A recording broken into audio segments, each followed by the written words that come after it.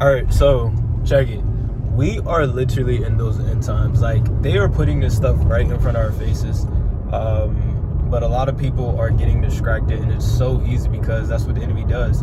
Like, they sell you a problem, then they sell you the solution. It's so much chaos and distractions and everything that's going on right now that people are like blind to see. And what they're doing is predictive programming. Like, the enemy knows what he's doing. They're not gonna roll it out like right here and there. They're gonna, slowly implement it to make people comfortable and make people normal with it. And what I'm talking about is all this AI technology, right? Look at what's going on in the world now. I'm telling you, it's gonna be like the way it's going, like 5 years from now, really. But years from now, it's going to be to the point where literally AIs are taking over every single thing, taking over people's job. You can look at all the spaces now. Let's take videography, because I like to do content. I like to do video editing and stuff. Literally 5 years from now, it's going to be to the point where authentic content is going to be rare to find, and that's going to be the content that everybody wants to find. Because I remember it says, where is it? It says it in the Bible. It says there's going to be a famine of the word. And you got to look at it now. It's like you got AI YouTube channels, right? AI YouTube channels that are literally like preaching the gospel and spreading the gospel. It's like no human is talking. It's literally all AI generated. And they're spreading the gospel and talking about Jesus. And people are eating it up. You got content. It's like you can have somebody who has, let's say, I was about to say 20, but let's say like 10 years of experience. I'm gonna park right here. Let's say like 10 years of experience when it comes to like editing, right? Content, videography. You can have somebody who had 3 months of experience, or even 1 month, or even 1 week, literally have a whole edit that could look essentially better, more effects and all that type of stuff than people that's been doing this for 5-10 years, because all of this AI stuff. You don't even need a drone no more. You can get drone shots with an AI. You don't even need an actual to be in a specific scene. You can put yourself here. And it's like, I'm even seeing like coaches are getting replaced. Like, you got AI coaches and they look absolutely real.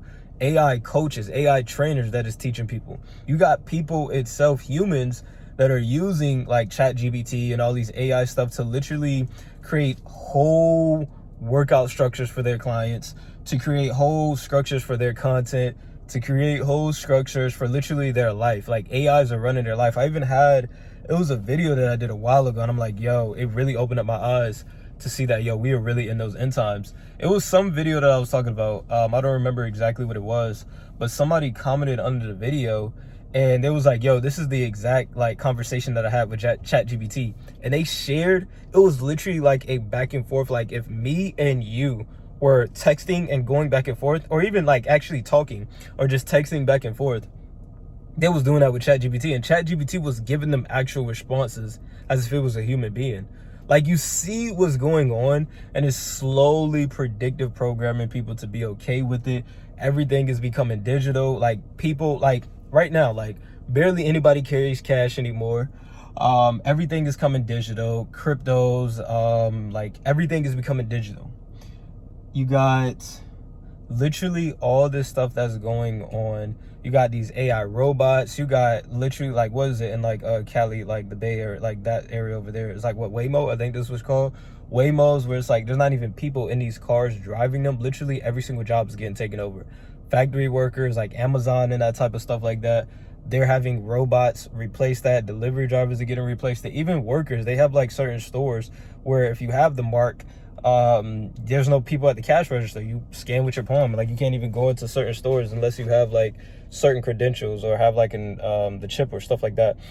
It's literally all this stuff. Literally every single job is going to get replaced. And when you are right with the Most High, you're not worried about that. Like, all the chaos that's going on, like, and they all are doing the distraction, like with Trump tariffs and this, the wars, and this and this and this, and Jerome Powell and the Federal Reserve, and this, like, it's all confusion to blind people to what's going on. And when you wake up and you come from out of the matrix and you really, really, really get right with God, you get to see, God gives you those spiritual eyes to see what's going on. And you're not worried, because you know that the closer that we are getting to those end times, the closer that we are to going home, because Jesus is coming back to bring destruction.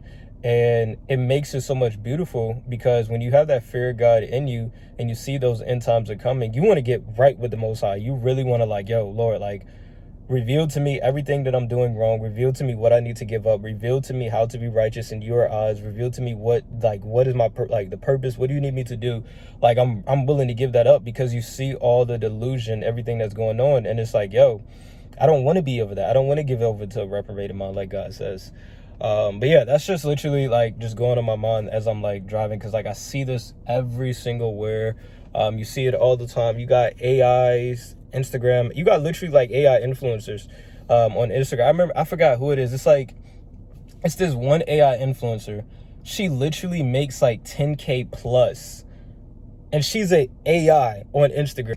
Because, sorry, my phone cut out. But because think about it, why would these model agencies need to hire models to, you know, they got to do the whole research and stuff to see the good models, the bodies and all this type of stuff to model for their clothing brand, when they can literally create a perfect AI the way that they want them to be and have them model their own brand. So my phone ran out of storage, so I had to like restart it, because I don't know why I ran out of storage. But it's all good. We're gonna keep on spreading the truth. But yeah, oh, this is what I was gonna say. Like, last thing that I was gonna say that literally came to my mind. I did a little bit of research because I wanted to see what type time it was on. And I forgot the exact number because I did it a while ago. But I was looking at the, like, what is the market? Like, what's the industry like? How much can you really make? Like, what's the industry like from AIs? And I believe it was like, I want to say 6 billion. Was it 6 billion? If I'm not mistaken. Like, correct me if I'm wrong, but I will go back when I'm editing this video and actually go look up the exact number and post a screenshot of it. But it's a whole bunch of money, which makes sense to why people are using this stuff to make them money. Like, they're taking advantage of, you know, the opportunity for them to make money. Respectable, to each his own. Everybody does their own thing, right? Like, it's a whole bunch of money to be made, and they're taking advantage of it now, you know, before, let's say, everybody else hops on the wave, right? Before it's like, you know, before it's like a big thing, right? So that everybody's doing, they're hopping on the wave, making their money. Like, it's so much chaos that's going to happen. Like, think about it. AIs is literally, even like, if we're going even deeper into the rabbit hole, these AIs are going to start replacing relationships. Like, just look at what's going on now. You have like AI, I don't know if you can say that, but you have like all these AI people you can literally create like your own model, and like that's just like crazy. It's just so much going on. It's like, you're literally gonna have robots that are going to be teaching people are gonna have robots that are teaching their kids, cooking for them, cleaning for them, and all this type of stuff. Like, they're literally putting it in front of our faces. Like, look at movies like what is it, I, Robot, I Am Legend. What's that other movie with what's the girl name, Megan Fox? Like, that movie, I forgot what it's called. But like, you look at all these movies, it's like, it's not a coincidence, but if you have eyes to see, why is it that all of these AI movies are starting to come out and they're making it seem so cool? Like, it's such a cool thing to do. Like, they're making like people becoming best friends with AIs. Like, the AIs are good, they're their best friends, and these robots are their best friend. And it's so like sweet, so lovey-dovey, so sweet, and caring, and all this type of stuff like that. It's like they're literally programming people to accept it. So when it does like fully roll out, they're slowly implementing it. Like I said, the enemy's smart. He's not just gonna throw it in front of your face like that. Nah, he gonna keep on adding things and things and things. He's gonna keep on leveling up. Like, people already see the robots and stuff that are here, because you guys got to keep in mind, the Bible says nothing is new under the sun. The things that they're doing now is what they've been doing way back then. They have a lot of the technology that is just rolling out. They've been had it for 10 years. Think about it, AIs and all this type of stuff. And look at these movies and these video games that was talking about AIs taking over back in like the 1980s, 1990s. They had this technology well beforehand.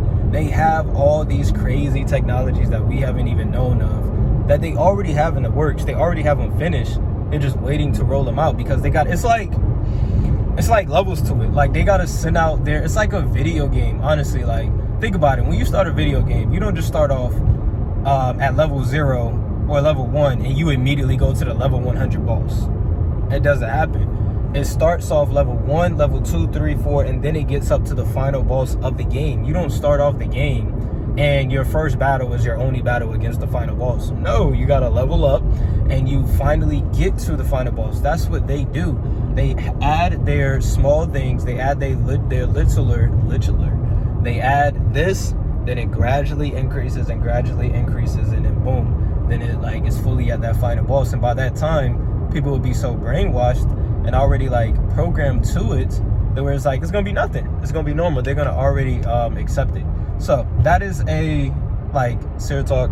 That's just me spreading the truth. And you know, a lot of people will, and it's like, this is all Bible prophecy, and this is not just for me, because I understand this is what's going to happen. Like when it comes to like getting hated and scolded on and, you know, ridiculed and all that type of stuff like that, I understand it's gonna happen to me. But it's for the people as well that decide to spread the truth. And even if you don't spread the truth, even if you're like not making content, called to make content to get the word out there, you don't seem crazy in your mind. And when you're like, you see all this stuff and you are telling people around you, but they don't get it. Like they look at you like you're crazy and all that type of stuff. No. The Bible says that this is all going to come to fruition. The Bible says God will give people over to a reprobated mind, to where the fact that they will actually like love and they will be, you know, living lovely in their sins. The Bible says that with the word, when it's meant for them to hear, the people that is meant for them to hear, they will hear it. And the one that is not meant for them, they will reject it. Jesus himself said in Matthew chapter 5, blessed are those who are persecuted at my name's sake. Like, you will be judged, you will be hated. The servant is not greater than the master. If they hated him, they're going to hate us as well. It's literally, the Bible says all these scriptures on top of scriptures on top of scriptures is what's going to happen. And we just got to be, you know, understand that and be prepared for that. Like, it is what it is. That's not going to stop us from spreading the truth and, you know, waking up people. Because the Bible says as well, it's like when we know the truth and, you know, we don't withhold, and we withhold it from people because God didn't give us this wisdom. And I love this as well, like a quick little another side note. It talks about this, like Solomon. When you look at Solomon, Solomon was such a wise man. And I was reading this in the Wisdom of Solomon, one of the lost books, right? And Solomon says that, like, when it comes to wisdom, he will give it away with anybody that wants to hear, because wisdom, it seeks people. Wisdom, she seeks people to actually give it to. Like, she gives away freely when you ask for it. And Solomon said, like, I will not withhold this wisdom from you. Like, I will give it to you freely and stuff. You read in, what was it, Kings?